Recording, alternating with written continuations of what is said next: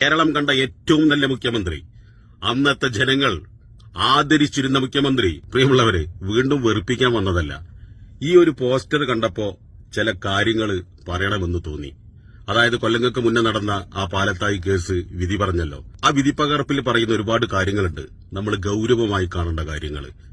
ഇതിപ്പോ രാഹുൽ മാങ്കൂട്ടം എന്ന MLA-ക്കെതിരെ ഒരു പരാതി കൊടുത്തപ്പോ ചാടിക്കേറി ഈ കമ്മീഷൻ ഇതിലിടപെട്ടു, അല്ലെ?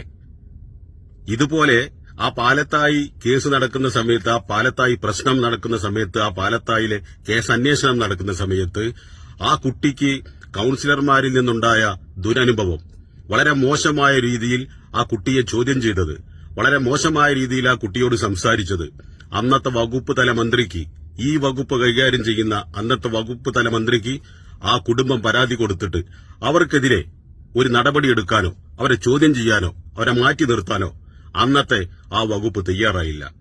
ഇപ്പോ ഒരു പ്രഗത്ഭനായ MLA-ക്കെതിരെ ഇങ്ങനെ ഒരു കേസ് വന്നപ്പോ ചാടിക്കേറി ഒരാളും പരാതി കൊടുക്കാതെ, ആ പരാതിക്കാരി അങ്ങനെ ഈ കമ്മീഷൻ ഒരു പരാതിയും കൊടുത്തിട്ടില്ല, നമ്മുടെ അറിവിൽ ഒരു ചാനലും കണ്ടില്ല. അങ്ങനെ ചാടിക്കേറി ഈ കാര്യത്തിൽ ഇത്ര ധൃതി പിടിച്ച് കേസെടുക്കാനും അന്വേഷിക്കാനും കാണിച്ച ഈ ഒരു തന്റേടം, അല്ലെങ്കിൽ ഈ കാണിച്ച ഈ ഒരു വിഭ്രാന്തി, അല്ലെങ്കിൽ ആ ഒരു ആവേശം ആ പാലത്തായിലെ ആ പാവപ്പെട്ട കുട്ടിക്ക് ഒരു ദുരനുഭവം ഉണ്ടായപ്പോ കാണാൻ സാധിച്ചില്ല. ചോദ്യം ചെയ്യപ്പെടും. ഇതൊക്കെ ജനങ്ങൾ കാണുന്നുണ്ട് എന്ന ബോധ്യത്തോടെ വീണ്ടും പറയുന്നു, എല്ലാം ചോദ്യം ചെയ്യപ്പെടും. പിന്നെ നിങ്ങളെ പെണ്ണുകേസ്, ഇലക്ഷൻ സമയങ്ങളിൽ വരുന്ന പെണ്ണുകേസ് സത്യത്തിൽ കേരള ജനത പുച്ഛിച്ച് തള്ളുന്ന ഒരവസ്ഥയിലേക്കാണ് ഇപ്പൊ പോയിക്കൊണ്ടിരിക്കുന്നത്. അത് യാഥാർത്ഥ്യമായാൽ പോലും ജനങ്ങൾ വിശ്വസിക്കാത്ത ആ രൂപത്തിലേക്ക്.